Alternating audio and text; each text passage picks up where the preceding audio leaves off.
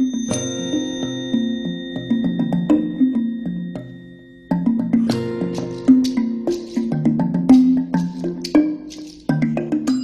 to Family Preservation Services. We're now going to talk about billing and payment, otherwise known as everything you ever wanted to know about billing, but were afraid to ask.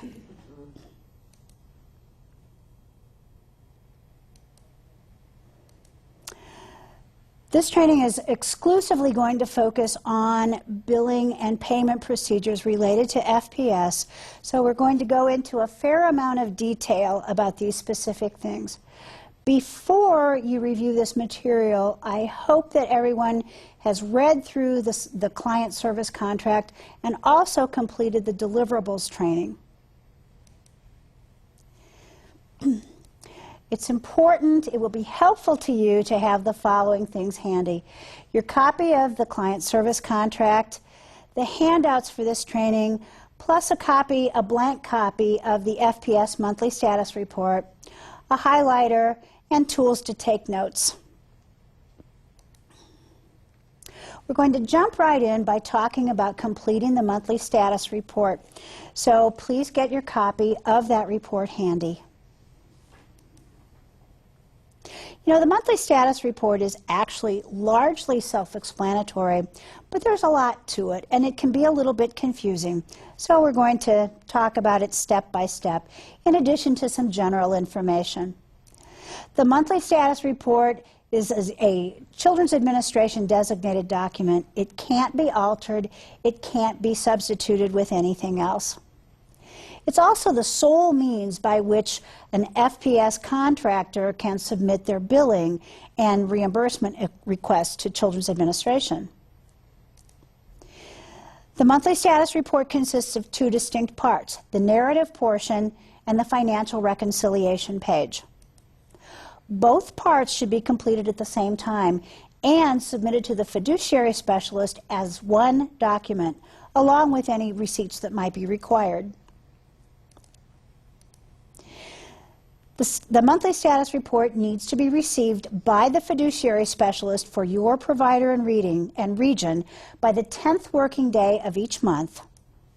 However, it's always helpful to keep in mind that the earlier you submit your reports, the sooner you'll receive your payment.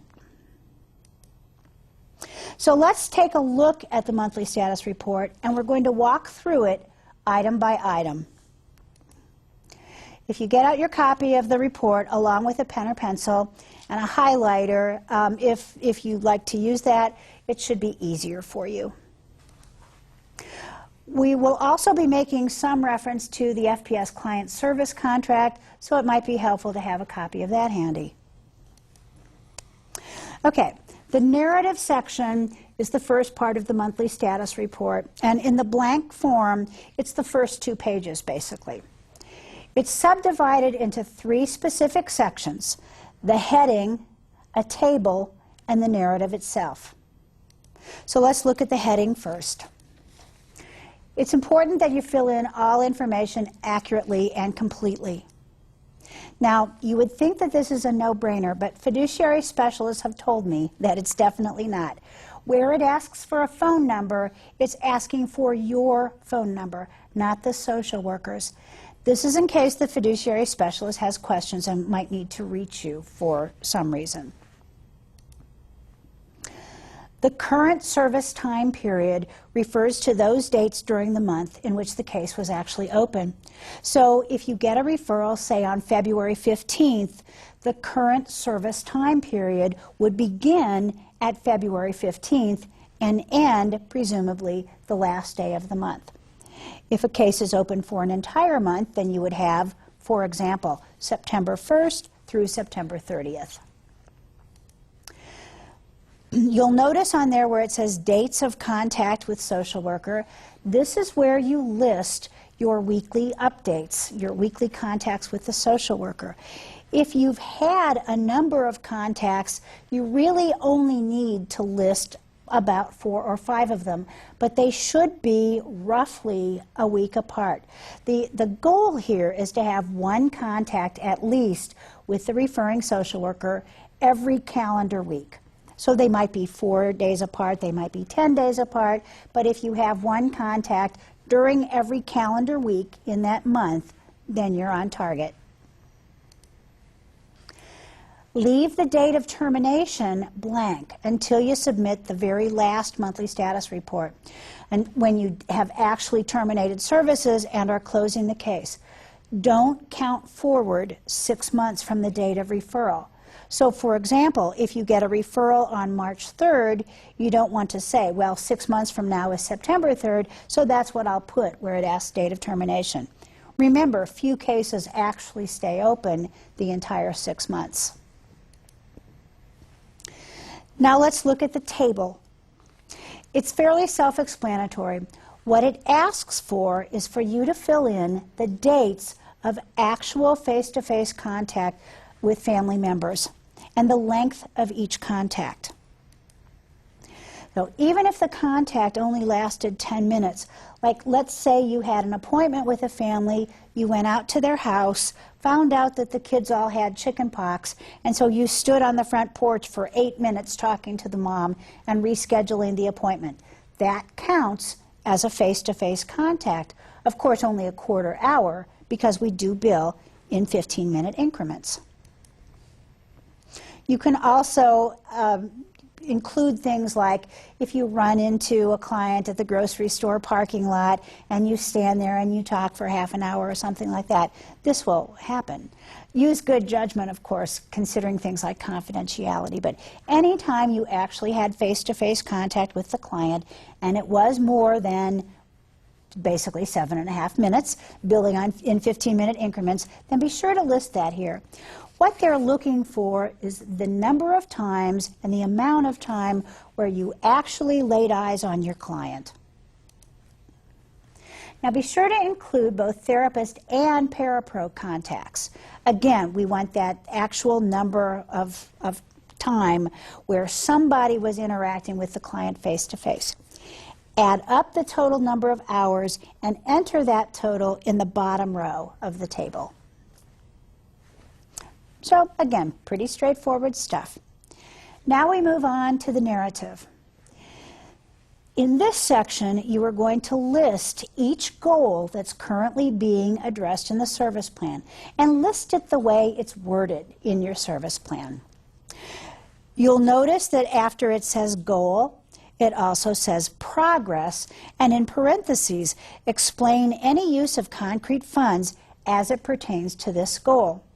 So you're going to look individually at each of the goals on the service plan, talk about what progress has made or not been made during the preceding month, and then if you used any concrete supports funds, you're going to explain that there.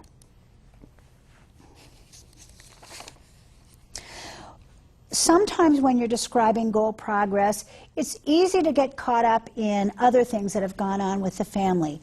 When, in this particular section, please try to limit your explanation just to those areas specifically related to that goal. You have room to respond to 3 separate goals. If you have four goals, you can add another one, although remembering that 3 is the optimum number. And there's also a comment section to add additional information. Now, I can't emphasize enough how important it is to be sure and explain if you've used concrete support funds. You must explain under the appropriate goal why you needed to use those funds. Use of concrete supports or concrete goods and support services funds must be directly related to a goal in order for it to be approved. So essentially when you're writing this, you're going to be explaining, giving the same justification that you gave the social worker when you initially requested the funds. Provide concise but thorough information related to goal-related activities and progress.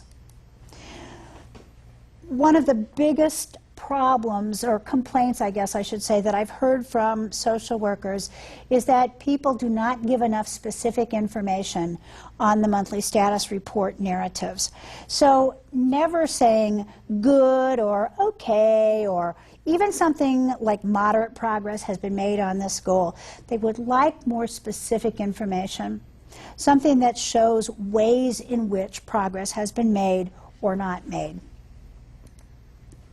Provide enough details and pertinent details to support your assessment of whether or not progress has been made. Now, there's also a comment section there. What I recommend is that you use this to provide the social worker with information that is important and is pertinent to the case, but may not be related to a specific goal. For example, let's say that a family moves from one side of town to another, which means that children are going to new schools. Is this going to have a significant impact on the family? Obviously, it's going to have a profound impact, but it may not be related to any of their goals. So include that information in the comments section. Now, hopefully, everybody has just perked up and thought, well, now wait a minute, if there's a change in residence, I'm going to have notified the social worker of that already anyway. And that's absolutely right. In fact, my thought is, generally speaking, you're not going to be telling the social worker anything new in the monthly status report because you will have been having those weekly contacts with them regularly. So what you're doing is summarizing.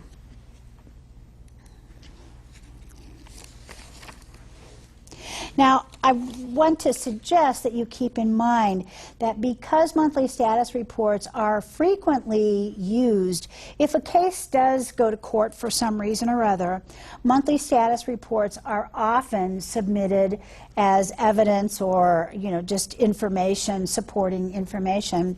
And so it's possible that many people will be reading your monthly status reports. Could be attorneys, guardians ad litem, judges, other agencies. So other people are going to assess your professionalism and your agency's professionalism by what they read in these reports.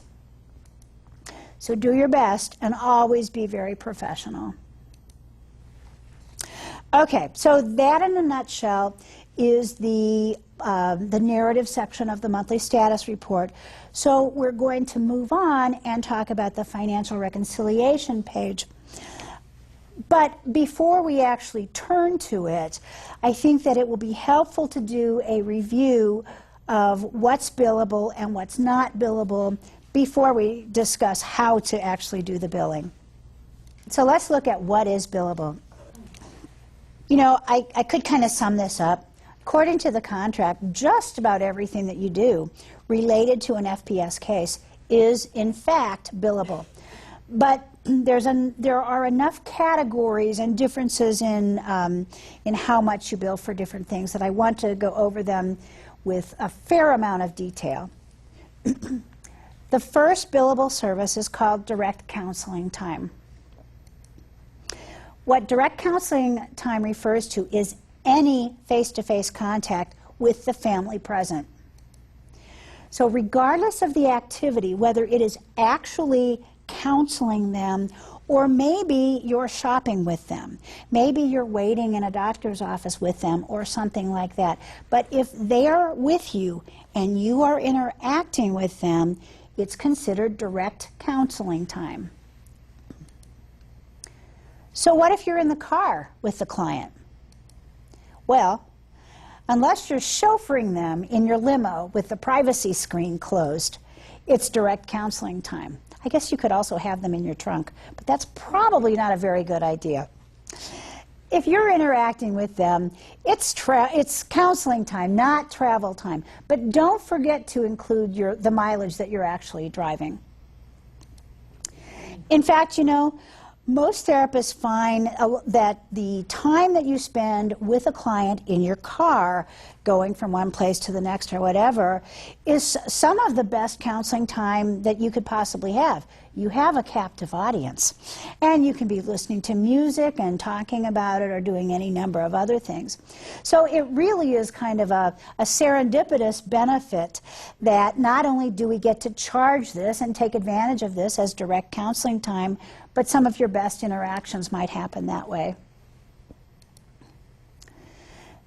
Now, there's a category of a billable activity referred to as case-related activities, and obviously that's a huge category. It covers virtually every other billable activity except for travel and waiting. So, case-related activities are defined in the contract as those activities that will impact the family but do not actually require the family's direct involvement. And it lists a number of examples of such things that fall under case-related activities, including collateral contacts, which could be either face-to-face or on the phone, attendance at CPT meetings or other formalized staffings, court time, report writing and general documentation, and supervision of paraprofessionals. This is a really limited list, though, and these are just examples. There's all kinds of other types of case-related activities. For example, participating in a case conference that you're able to bill for. A rule of thumb is this: if an activity is specifically related to a client, to a case, in any way, shape, or form, generally speaking, you may bill for it. But the key here is specifically related. You can't just be talking to somebody about general FPS procedures, or you can't just be talking to a consultant, for example, about ADHD when you have several clients with ADHD. In order to bill for a service, you must be talking specifically about an individual case. So traditionally, this area of case-related activities has been divided into three specific areas. The first is collateral contact, next is paperwork, and the last one is just loosely referred to as other case-related activities. So we're going to examine each of those subcategories more closely to make sure that you fully understand this. And the reason we're breaking these down is that we do keep track of them separately. So first, let's start with collateral contact. It refers to phone calls or face-to-face meetings. And they could be meetings with anyone: school personnel, attorneys, probation officers, could even be someone like a neighbor, an extended family member, and so on, as long as you have, with any collateral contact, as long as you have a release of information to talk with this person when the client is not present. Okay, so now that I've just emphasized when the client is not present, let me just go on to elaborate. If the client is present during any of these activities, when you're talking to someone else about them, then it becomes direct counseling time, as opposed to a collateral contact. So the key is the client with you or is the client not with you? If the client is there when you're talking with the social worker about them, you can also count it as a weekly case update. So you would bill it as direct counseling time, but you can count it as a weekly case update because you're having a phone call with the social worker, or maybe even the social worker is there in person. Collateral contacts include contact with the referring social worker and with anyone for whom you have a release of information who's not an actual family member, unless it's maybe an extended family member who doesn't reside in the family's home. Then it would make sense to have a release of information. Now, most likely, you'll have more collateral contacts with the referring social worker than with any other source, since weekly contact is required. But that's not necessarily true. It depends on what's going on with the case. However, make sure that you are documenting and billing for those weekly contacts and any other collateral contact. Okay, so what about phone calls to or from family members? Okay, that's kind of a horse of a different color, because phone calls to family members aren't considered collateral contacts because because they include family members, and collateral contacts only include non-family members. But they're also not direct counseling time, even if you are counseling, because they're not face-to-face.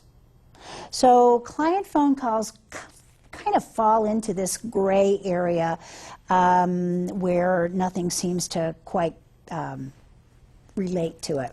So, okay, so let me just give you a few important words about client phone calls. First of all, they're not billable. Second, they're not billable. Third, they're not billable.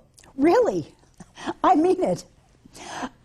You know, not only, now, actually, let me just say this.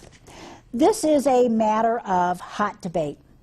And anytime FPS therapists get together, there's a lot of argument about whether or not client phone calls are billable. Really, the contract could not be much clearer. It states it unequivocally.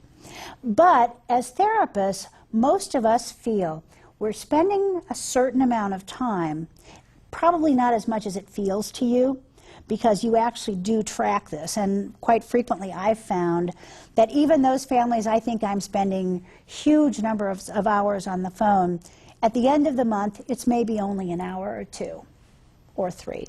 But typically it's not as much time as it feels to you. But people seem to have, from time to time, some misguided ideas about circumstances under which phone calls to and from family members might be billable. I've heard people swear up and down, if it's a crisis call, it's billable. If it comes after a certain hour, it's billable. So the bottom line is, they're not. But whatever you hear from other people, don't take their word for it, because it's probably not true. Client phone calls aren't billable, even in emergency situations. Even when you know as a clinician that it makes more sense to talk with them on the phone other than going out to their home and meeting with them face to face. And there certainly are clinical situations where that would be the case. The call is still not billable. So we're not also just talking about phone calls here. What the contract specifically states is communication with the client via any type of electronic device. So email, that's not billable, and you may communicate with your client through email on occasion. It's not billable. There's one important exception, but it's a small one, but it's an important one. That is, if the client needs to use some type of electronic equipment as reasonable accommodation for a disability, then it's billable. But in most cases, that's still going to be face-to-face. Okay, so for all intents and purposes, just remember, phone calls to or from a client are not billable. Okay, that being said, let's talk about paperwork. You know what they say, if it isn't documented, it didn't happen. Okay, so our little guy here is a bit extreme and dramatic, but really, no one can tell you enough times how important it is to get paperwork done on time and keep it current. When we refer to paperwork, we're talking about all documentation related to an FPS case. And what that refers to are charting notes, family assessment, monthly status reports, exit summary, and any other written reports which might be requested, such as court reports. You may notice I didn't include service plan in there. And that's because most of the time you're working on the service plan, you're doing it face-to-face, working collaboratively with the family. We'll talk a little bit more about that particular situation in just a second. Now, the requirements related to these specific documents we've talked about in the deliverables training, so I'm not going to repeat them here except specifically those ways it's related to billing. But here's a couple of special notes.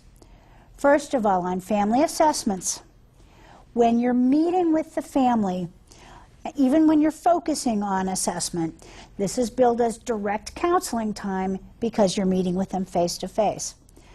But when you go back to your office and you score the NICFAS and you do the written family assessment, that's paperwork time. Similarly, for the service plan, when you're developing goals and objectives with the family, all that work is done with the family, so it's billed as direct counseling time. But when you go back to your office and you type up the completed plan, and then after you get the signatures and you're sending a copy of it to the referring social worker, that stuff is billed as paperwork time. So when you're with clients, it's direct counseling. When you're doing the stuff in the privacy of your office related to those documents, that's the documentation or paperwork time. I want to encourage you to bill only a reasonable amount of time for paperwork, even if it takes you much longer to complete.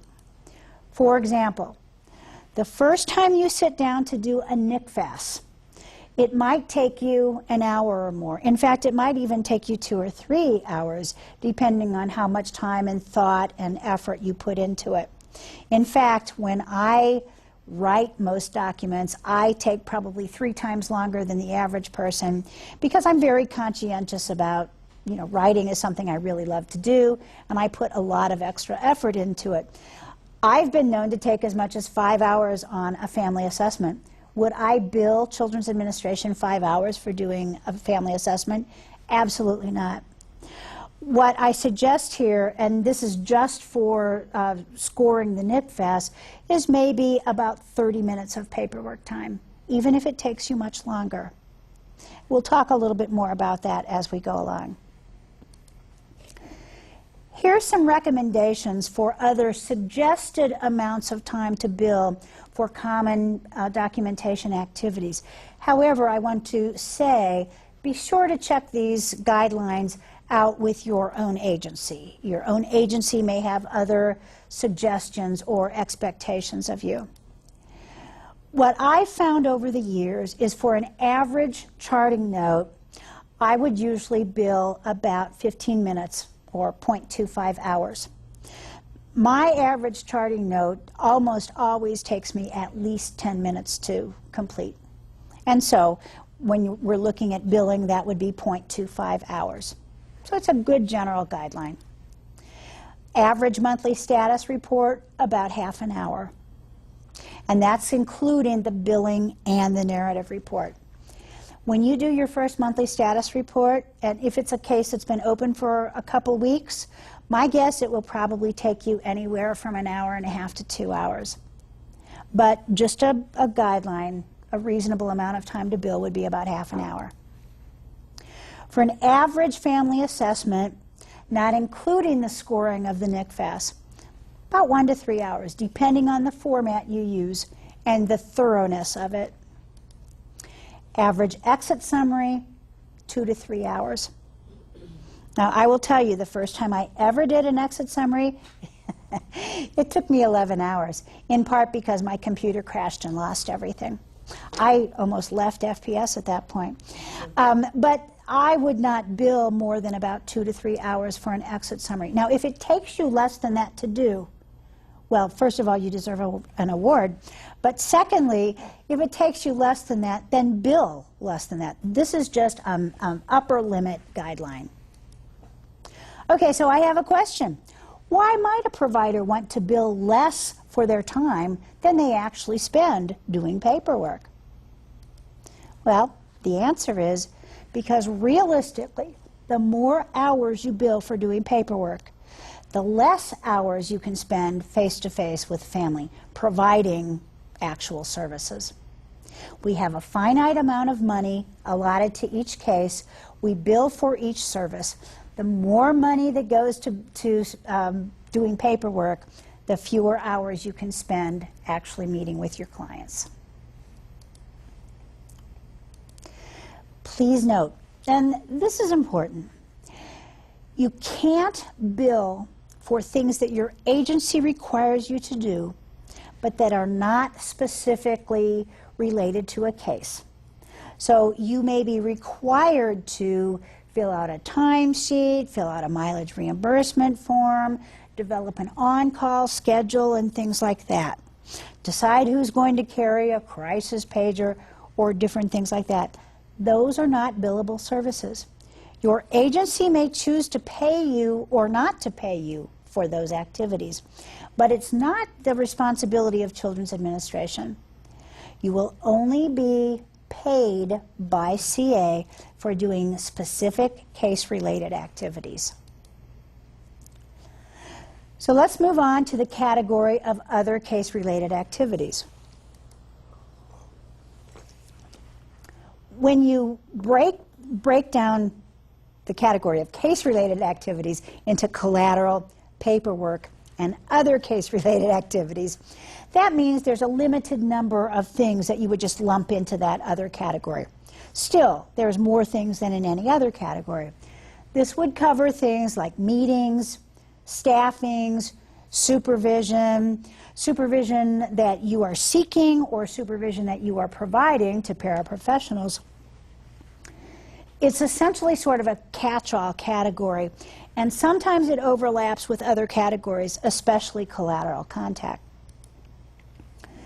Typically, when you're talking about what's the difference between a meeting or a collateral contact, meetings or staffings refer to scheduled meetings with other professionals involved with the case. So these types of things would be like you'd be meeting with other professionals like social workers, school personnel, probation officers, attorneys, psychotherapists or family therapists or other types of counselors and so on, like drug and alcohol counselors, job-seeking counselors, and different types of other professionals like that. So when you're using the term meetings or staffings, that's generally what you'd be talking about. And these types of meetings could include many of those same things that we talked about in the deliverables training under case meetings. Child protection team meetings, multidisciplinary team meetings, child and family team meetings, any of those specialized things. Those would fall under the category of other case-related activities. Now, family members may or may not be present at any of those types of meetings or staffings. But keep in mind, if they are present, then instead of billing as a staffing or a meeting, you probably want to go ahead and bill that as direct counseling, because you would be interacting typically with the family and you would be seeing them face to face. A few other activities included in the category of other case-related activities would be case consultations, clinical supervision, and I'm talking about where you as the therapist are seeking supervision, or supervision of parapros that you're providing, as I mentioned earlier, and any court time. If you're providing testimony, now if you're in a courtroom but you're actually sitting with the client, you're interacting with them and providing moral support, instead of using that as other case-related activities, that would be direct counseling time. And that is something that you probably will do. I've spent many, many hours with clients in courtrooms, holding their hands, providing reassurance, just passing ideas back and forth and so on. So all of these kinds of services that we've talked about so far, they comprise the billing category that's known as therapist fees. The contract lists the various categories of billable services, and it also lists the hourly rate for these services. So we're going to put aside now, we've talked about the therapist fees, now we're going to talk about what comes under the category of case-related travel. It's very cool that the FPS contract allows us to bill for travel. A lot of other service contracts don't give you that. And we do a huge amount of travel. In fact, if you live and practice in a rural area, you may find that a significant percentage of the allotted funds go towards travel time and mileage as opposed to direct service. So particularly people who live in, well, in Region 6, there are a lot of large areas, large catchment areas where therapists have to drive sometimes hundreds of miles. In eastern Washington, there are similarly many remote areas that a therapist may have to drive several hours just to get to a client's home. So in those kinds of situations, FPS maybe isn't the most cost-effective service at some times. But it is very cool that the contract allows us to be reimbursed for our travel expenses. Travel time is billed at one half the therapist fee rate. It covers the actual amount of time spent in traveling anywhere related to a particular family, when they're not with you, of course. So it's important to record your departure and arrival times so that you can calculate the travel time accurately. Same goes for mileage, of course. It's very important to keep really careful track of that. Now, allowable travel time is called portal to portal. What that essentially means is from your parking space to the family's front door.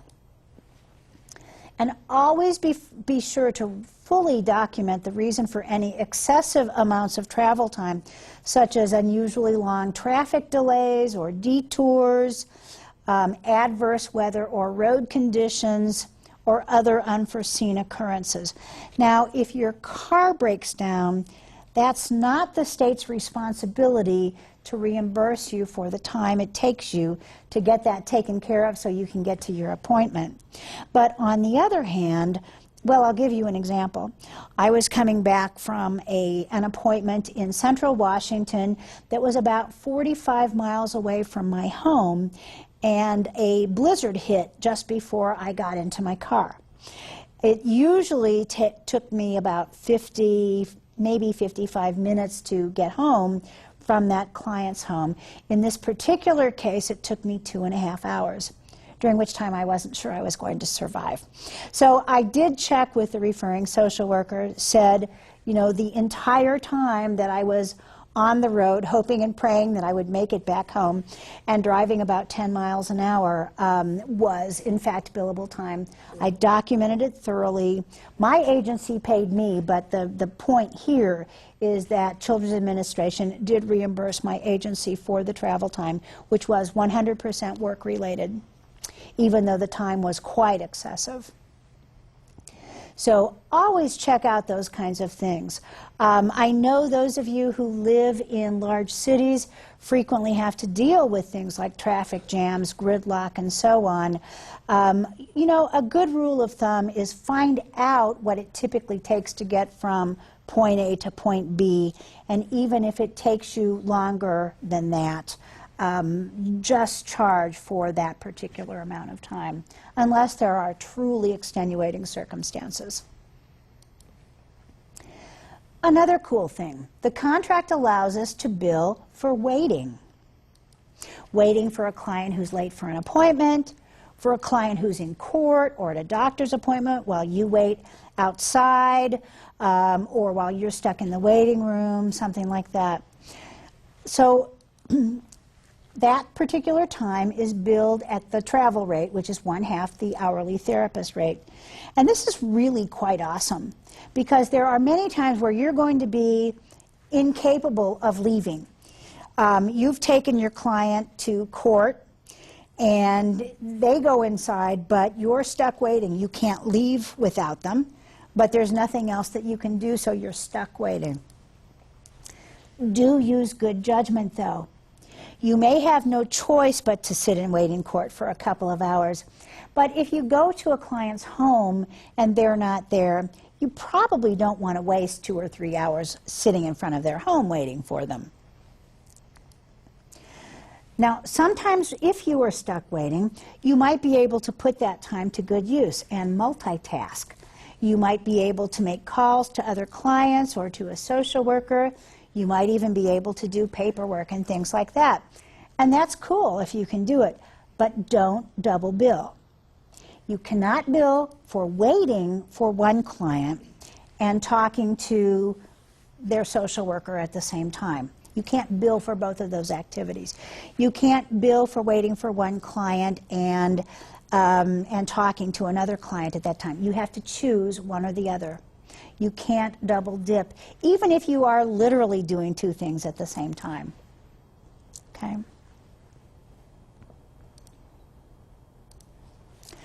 Now, here's an important point.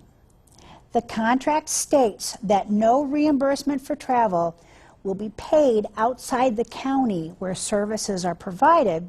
So if your catchment area covers more than one county, or if your ability to provide services to a client, a specific client, means that you're going to have to travel from one county to another, you do need to obtain approval for this in advance, written approval. So pay attention to where the county lines are and whether or not you're crossing them. Now, there are some catchment areas that include more than one county, and my understanding is that then it's not an issue, but I would always check with the regional program manager about that to make sure. Yes? So regarding that travel time, crossing county, does that include mileage also? Yes. Okay. So if, just to reiterate, so if you are in King County, your agency is in King County, or you live in King County, and you're providing service in Pierce County, you cannot bill for travel time. I would discuss that unless you have prior approval. Well, I would discuss that with your regional program consultant, just to make sure. Okay. Thanks.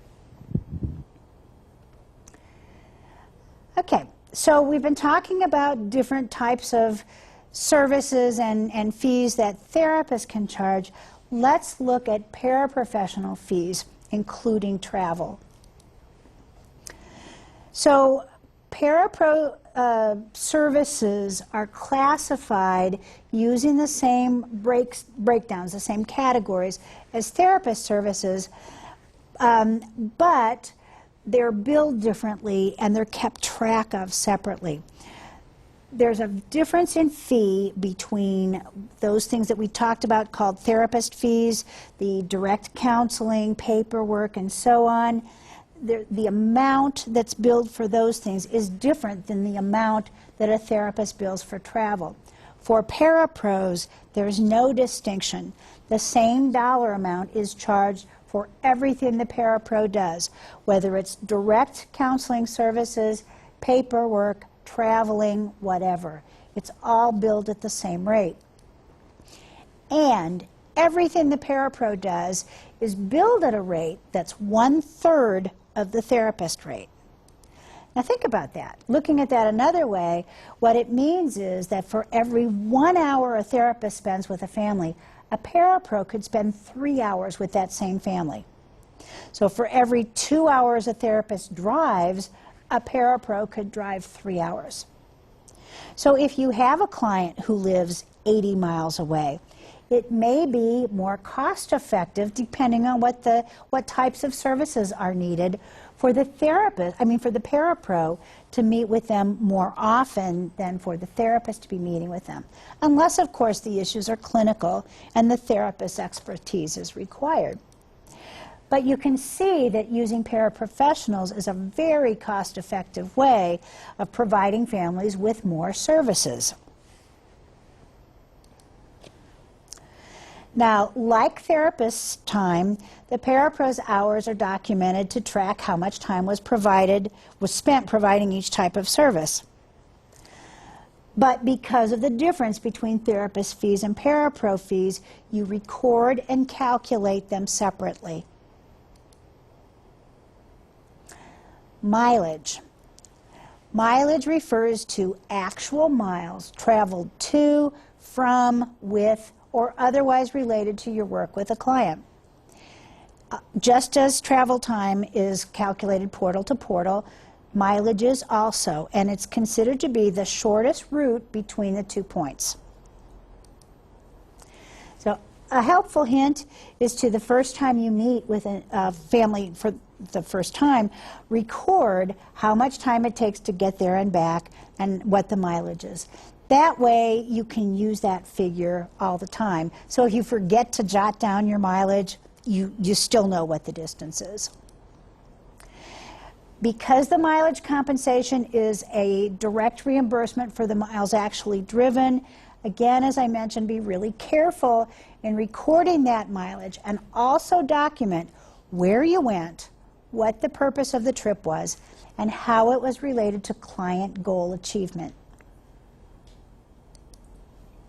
Now, your contract will state what the hourly rates for therapist and paraprofessional fees are, but it will not list the mileage rate. There's been a lot of fluctuation in mileage rates over the last couple years, in fact, even in the last couple of months. And so what your contract provides is a link. You can go to that website and it will tell you specifically what the current mileage rate is at any given point. Be sure to be on the lookout for any kinds of notifications about changes in the state mileage rate.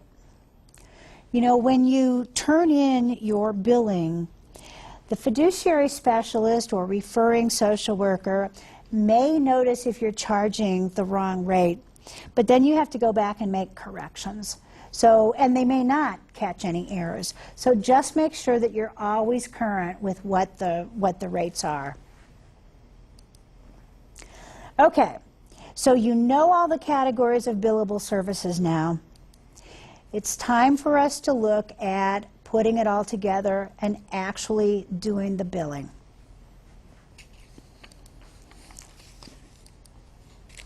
Okay, so in order to talk about this, the first thing I'm going to do is show you approximately what I'm talking about when I refer to a client service log, also known as hours tracking. So we're going to pretend that this is a client service log, a very casual one. Client service log. And you're going to be tracking everything you do with a client broken down into some specific categories. The first one is going to be direct counseling time, which I'm going to call FTF for face-to-face. You have a column for that. Then you're going to keep track of all your paperwork. So we'll just call it paper. Okay? Next column is going to be, let's say, collateral contacts. I'll just call it COLL. Okay? Then you're going to have one for everything else that falls into that other case-related activities. Court time, consultation, supervision, and so on. I'm just going to call it other. Separately, you're going to be keeping track of travel time. So it's here. You're going to be keeping track of the actual miles that you've driven. So I'll just call that miles. And then, even though it's not billable, you're going to keep track of the amount of time that you spend doing on the phone with clients. It's not billable, but I'm going to just call that PCs for phone calls. Again, non-billable. Okay. When you sit down at the beginning of the month, because remember, your billing is going to be for the entire preceding month. So let's pretend that today is October 1st. I'm going to be looking at September's client service log. And all of these things that I have written here under face-to-face contact, I'm going to add those up. And I'm going to get a subtotal here. And I'm going to do the same for all of these other columns. I'm going to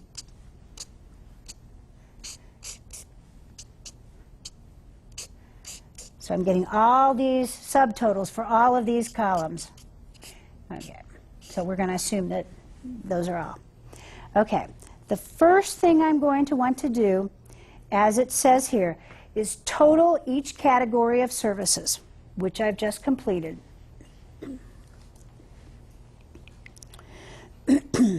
Next, after I've completed that, and I've got all these totals here, I'm going to take these categories that I told you comprise the therapist fees category: face-to-face, direct counseling, paperwork, collateral contact, and other case-related activities. And I'm going to then total these. And this figure here is going to be therapist fees.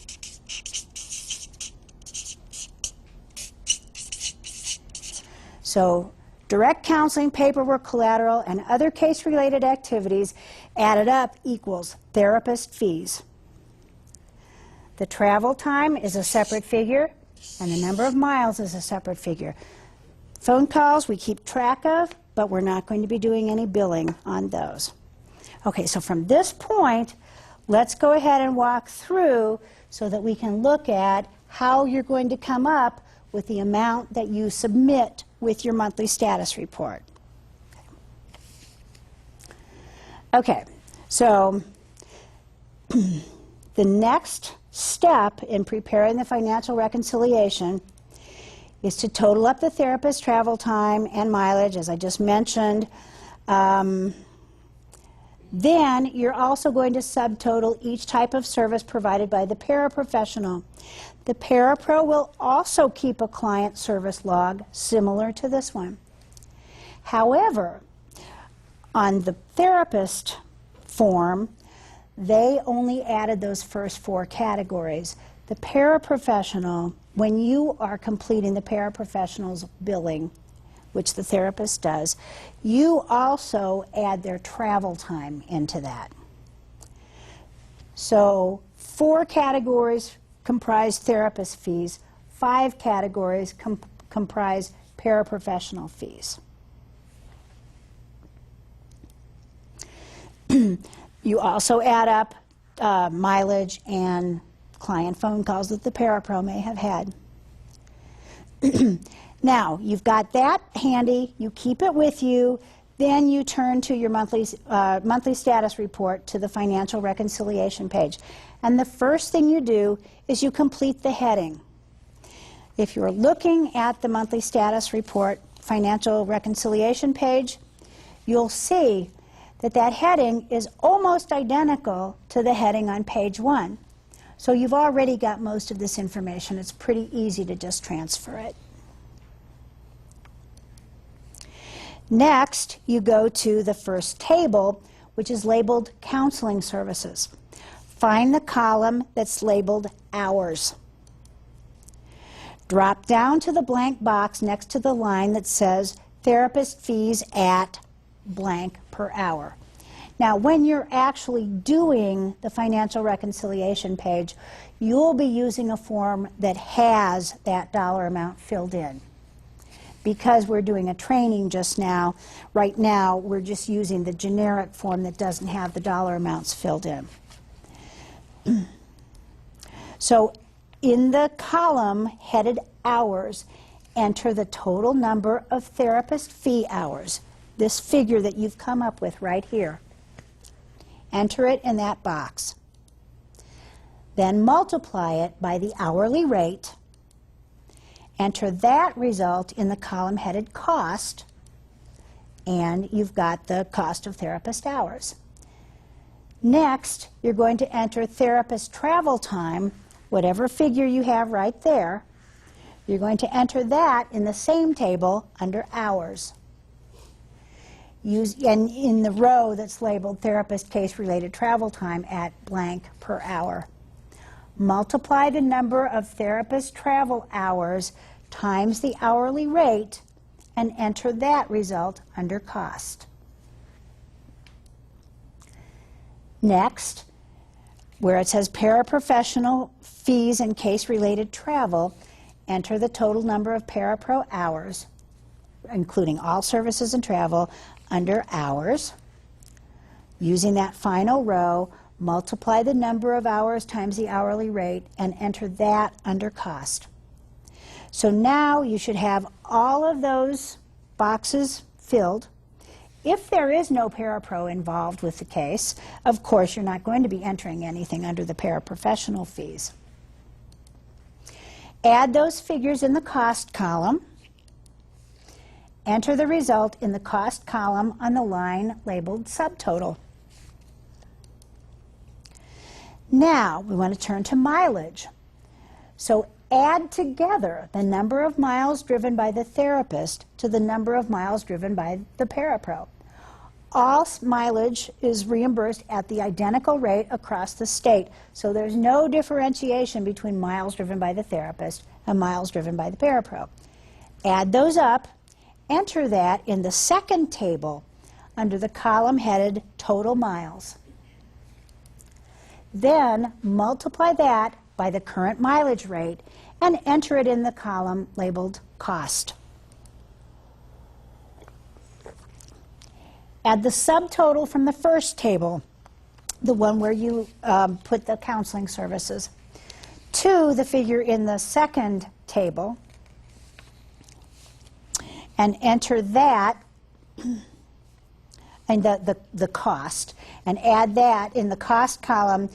So that should be in the row labeled grand total for SSPS code 2580 authorization. That's the code that social services uses for processing the fees.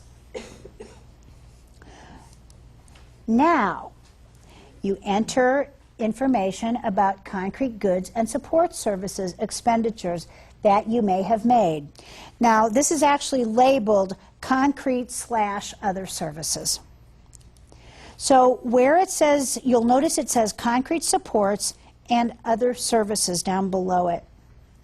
So what I typically have done is to either itemize what the expenses were, or if it's something like you went to the dollar store and you bought 20 items and you have the itemized receipt, then I would say dollar store $20, and then you'll be attaching that receipt so it will, or I might say dollar store cleaning supplies or something like that.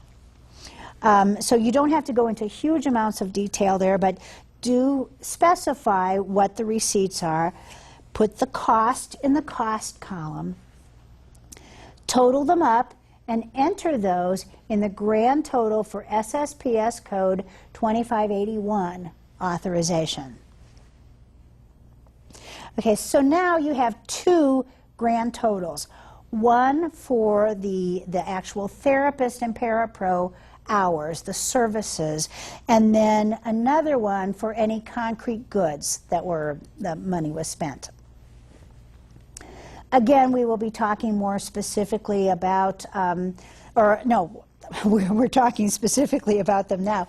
If you want more detailed information, you have a handout that explains to you all about concrete goods and support services, how to access them, what documentation you need to provide, what steps you need to go through, and what you need to do to get reimbursed.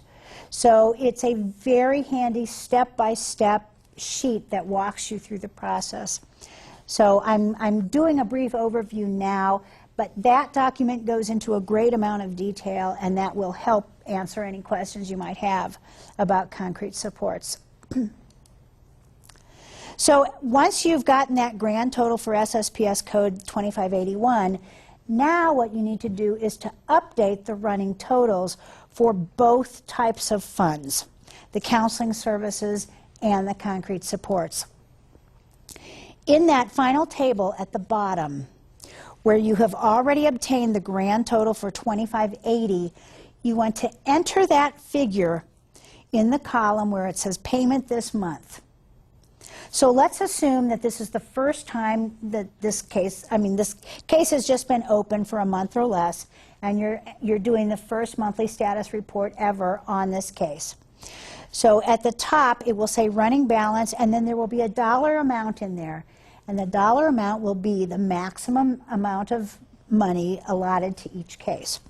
You will enter under month 1 that grand total for code 2580 and subtract that from the maximum amount. That shows you how much money is left over for the rest of the intervention. You do the same thing with the concrete supports monies.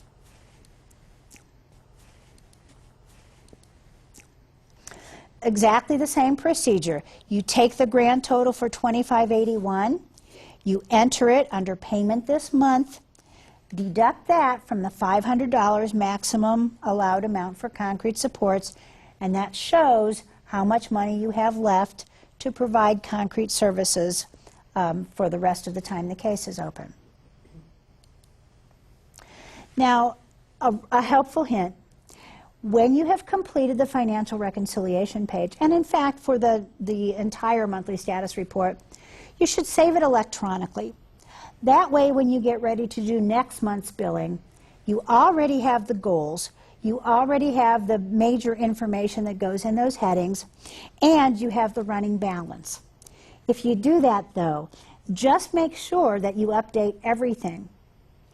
One of the errors that I've seen fairly frequently when I've done quality assurance monitoring is that people forget to delete the concrete supports. And then, you know, it goes to the fiduciary specialist, and that person thinks, oh, they're submitting this bill, but there's no receipts. And so then the billing gets held up and things like that. Make sure that you change all the necessary dates and information so what you do submit is current. But saving things electronically and then cutting and pasting or, you know, deleting and typing the new stuff can really be a huge time saver. When you're done with everything, when you've completed the narrative, you've completed the financial reconciliation page, then you should print off 2 copies of the completed report, both the narrative and the financial reconciliation. One of these copies goes in the client file, along with copies of receipts if you used concrete supports. Any original receipts go with the report, the copy that gets sent to Children's Administration. Now, remember, the contract does specify that only original receipts can be sent to Children's Administration. That means you can't fax these to the fiduciary specialist. You're either going to have to mail them through the Postal Service or hand deliver them, or some other way that you can think of. Make sure that they get there with those original receipts. But do keep copies of receipts in the client file, and I usually recommend making at least 2 copies because receipts can get lost. Now, if it's the first time a monthly status report has ever been submitted on this family, also attach a copy of the referral form. The reason for that is that the referral form shows the supervisor's signature. It shows that these services were properly authorized by the supervisor. If you don't attach that copy of the referral form when you submit your initial monthly status report on this family, there is a good possibility that you will not be reimbursed for the services. You'll probably get a call from the referring social worker or the fiduciary specialist telling you that you can't be paid until you have submitted that. It is clearly spelled out in the contract, so don't forget to do that. Okay, so you're all done. This is what you're going to submit to your fiduciary specialist by the 10th working day of the month. The complete monthly status report, which means the narrative and the financial reconciliation, any original receipts for concrete goods or support services that you've used during that month, a copy of the signed referral form if it's the first month's report. Also, if it's the last month's report, if you've just closed the case, you need to attach a copy of the exit summary, showing that that's been completed and that you are in fact eligible for those final funds. Now, if your agency or if the referring social worker would like to have a separate copy of the monthly status report sent to them, then do that. It's not required by the contract, but some social workers like that because it sometimes takes a while for it to make the rounds and get to them otherwise. If you're not sure whether or not to do that, ask your agency, ask the referring social worker. It's very little extra effort. And that's it. That's all you have to do. He's so happy. You know, FPS billing really is a lot like riding a bike. It's kind of challenging at first, but every time you do it, it does get easier. When we talk about it item by item like this, it can seem pretty intimidating and overwhelming. There are lots of facts and figures and so on, but it really does get much simpler the more familiar you are with it. The other thing to keep in mind is the monthly status report actually is pretty straightforward and pretty self-explanatory. If you forget something, you actually can probably figure it out. You know, if you get confused, if you forget a particular step, you probably can work it out on your own. But a little word of advice, if you do get confused, if you do need some support, please seek your advice from a reliable source. Asking the person at the next desk may not be the best way to get the right information. In fact, asking the referring social worker or even the fiduciary specialist may not get you the right answer. So the best way to go is to either refer to, in addition to that handout on concrete goods and support services, you also have one that's called How to Complete the Financial Reconciliation page, and it also walks you through the steps that we've just covered. So you can refer to those. You can direct specific questions to the FPS program manager, to your regional program consultant, or to a Children's Administration designated trainer. That's all there is to it. Before we stop, let me ask, are there any questions that you might have? I wish you all the best of luck and enjoy FPS. Thank you.